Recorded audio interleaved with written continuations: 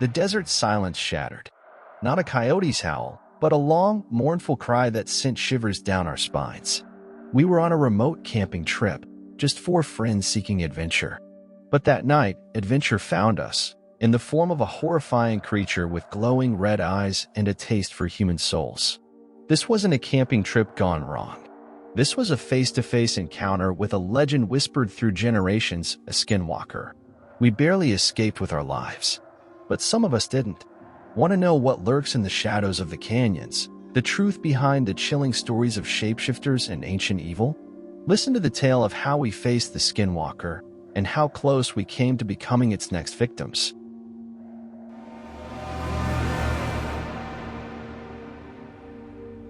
The silence of the desert night was broken only by the crackle of the campfire and the excited chatter of my friends. We were four college buddies, Mike, Sarah, Emily, and me, Alex, on a remote camping trip in the Navajo Nation. We'd chosen a secluded spot, miles away from any civilization, lured by the promise of stargazing and a taste of real wilderness. Little did we know, we were about to stumble upon something far more unsettling than a lack of Wi-Fi. The first sign of trouble came in the form of a howl. It wasn't the familiar cry of a coyote, it was a long, mournful sound that sent shivers down my spine. We all exchanged nervous glances, the cheerful campfire stories suddenly forgotten. The howl came again, closer this time, echoing through the rocky canyons that surrounded our campsite. "Maybe it's just a wild dog," Mike said, trying to sound confident, but his voice lacked its usual bravado. The next morning, however, confirmed our worst fears. Max, Emily's golden retriever, was gone. We called his name, searched the surrounding area, but found nothing. It was like he had vanished into thin air. The silence felt heavy, suffocating, punctuated only by the unsettling feeling of being watched. As the day wore on, the strangeness intensified. We found strange tracks around our campsite, large, impossible strides with 3 toes, unlike any animal we'd ever seen. An unsettling calm had settled over the land. The usual desert birdsong was absent, replaced by an unnerving quiet. That night, Sarah swore she saw a pair of glowing eyes watching from the darkness beyond the firelight. We dismissed it as nerves at first, but then Emily claimed she felt something brush against her leg while she was in her tent. Panic started to simmer beneath the surface of our bravado. Mike, ever the skeptic, scoffed at the idea of the supernatural. "There's a logical explanation for everything," he insisted. But even his bravado wavered when we discovered a message carved into a nearby rock face, a chilling phrase in a language we didn't understand, but the accompanying image of a clawed hand reaching out sent a jolt of terror through me. Sleep became a distant memory. The howl returned that night, closer still, circling our campsite. We huddled together around the fire, the meager flames offering little comfort against the encroaching darkness.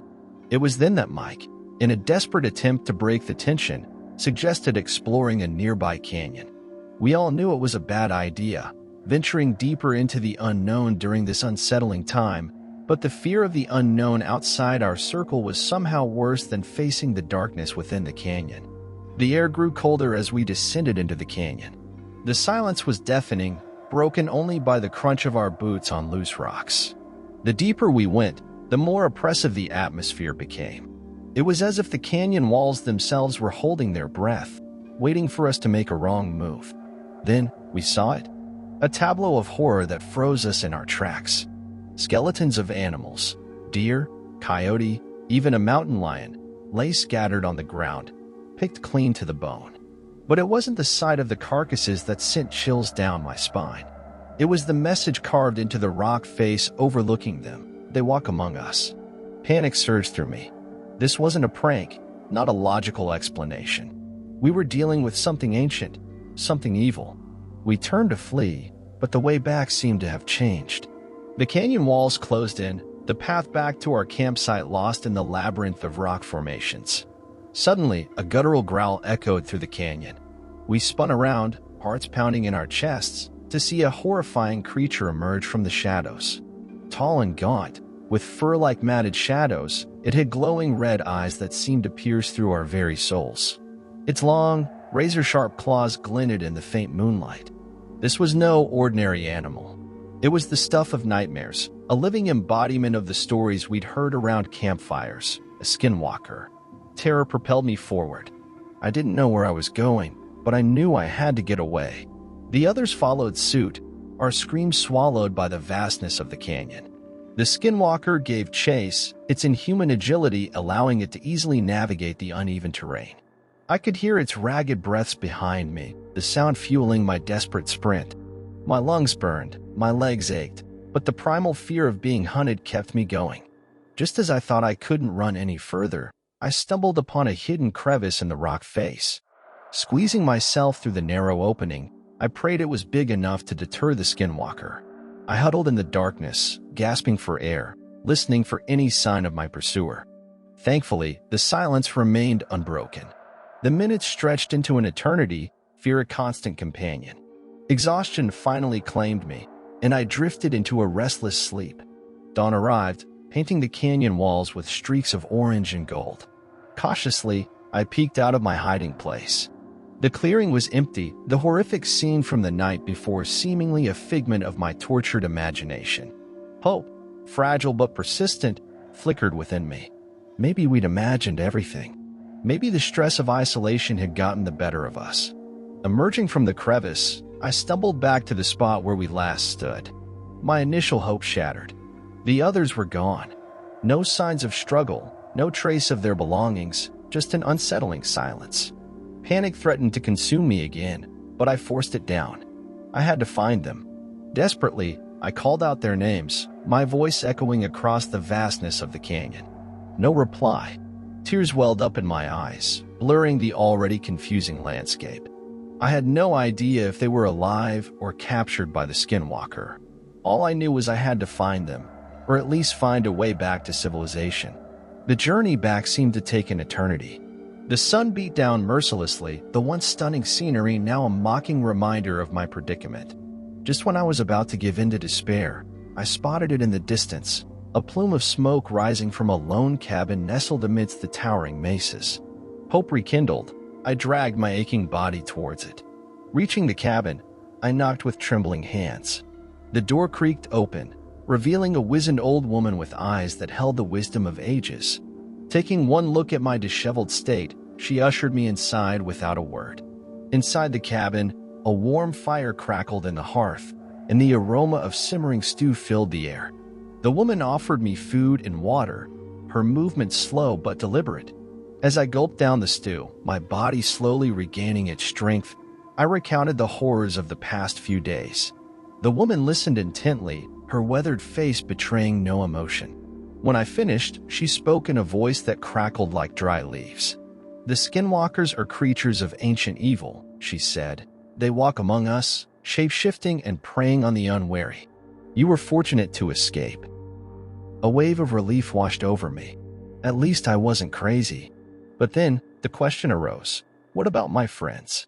Had they been fortunate enough to escape too? The woman seemed to read my mind.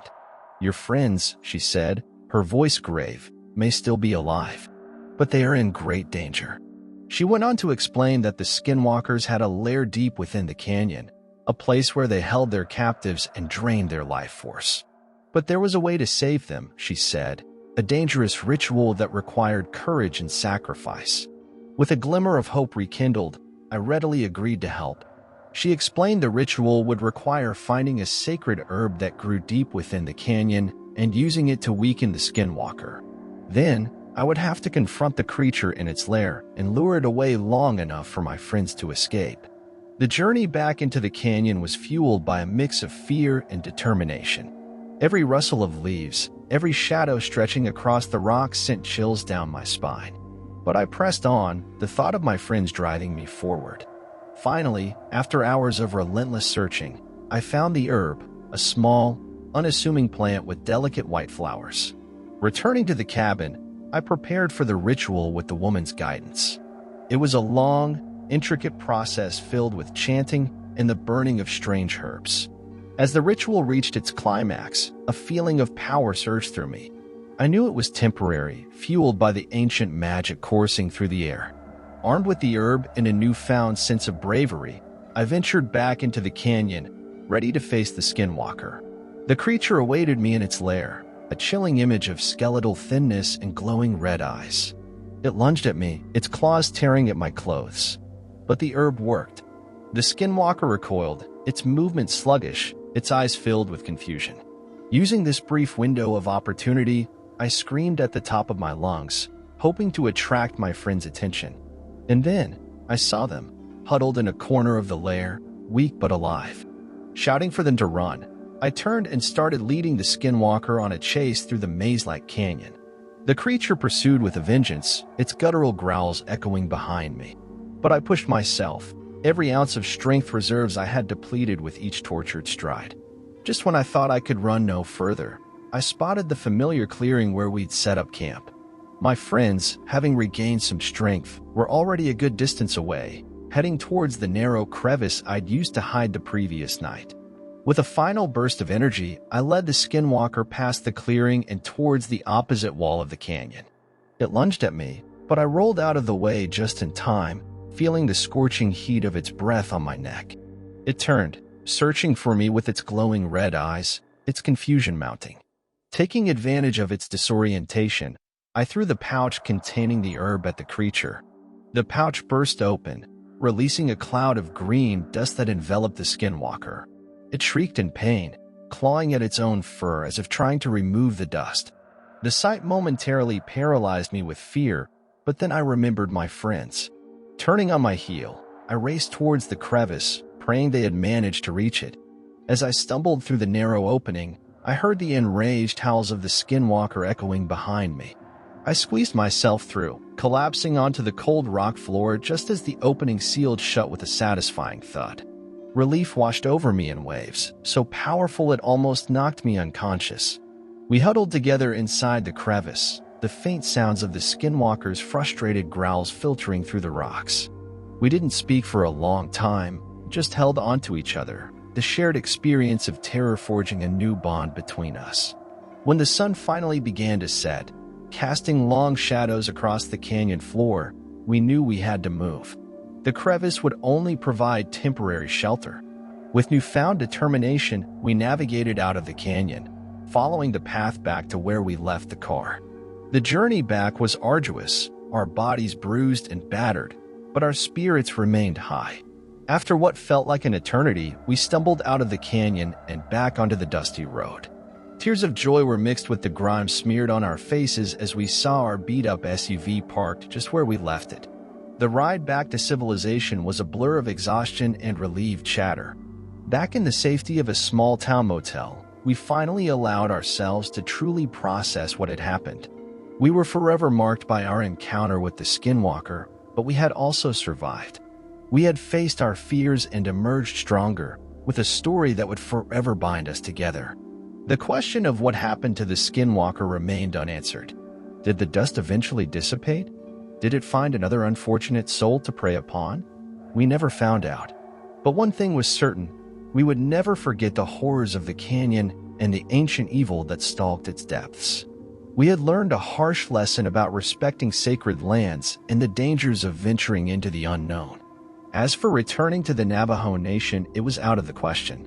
The memories of the canyon and the Skinwalker were too raw, too terrifying. Instead, we chose to channel our experience into a cautionary tale, a reminder of the ancient lore that whispered through the canyons, a chilling testament to the power of evil that lurked just beyond the veil of our ordinary world.